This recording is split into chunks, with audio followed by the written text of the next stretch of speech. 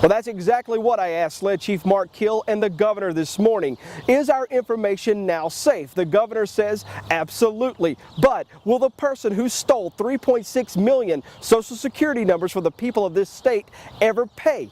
SLED Chief Mark Kill's response wasn't very reassuring. It took state leaders nearly 2 weeks to tell South Carolina an international hacker stole millions of Social Security numbers from the state's revenue department. It was done because we were conducting an investigation. We were trying the best we could to try and protect this information as much as we possibly could. And by allowing us the time that we had to conduct our investigation, we believe that this information is better protected than it would have been otherwise. The information is supposed to be secret. More importantly, it's supposed to be safe. Investigators found at least 3 separate attempts to hack the state revenue department's databases. In mid-September, SLED says the hacker broke through and stole the personal information. SLED won't say how close they are to tracking the hacker down or the likelihood anyone will ever pay. What can the United States do, or the state of South Carolina, to prosecute this person?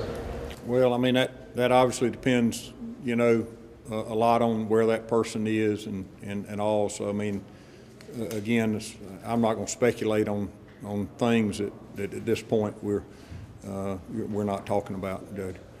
What's the reality that someone actually pays for this crime? Again, I'm not going to speculate on that. The governor pushed taxpayers to sign up for what she calls free credit monitoring. The monitoring isn't free after all. The governor is negotiating the fees for the monitoring, a price those impacted by the thefts will end up paying for in the end. It's something that we're going to all have to account for.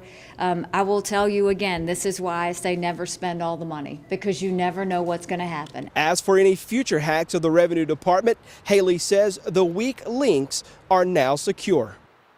If you're wondering what this might cost taxpayers, the governor right now is working to negotiate an $8 fee for each credit monitoring application. If all 3.6 million signed up right now, that would cost South Carolina taxpayers more than $30 million. There is a timeline involved here. In order to take advantage of this credit monitoring, you must sign up by the end of January. From the State House for the Raycom News Network, I'm Jody Barr.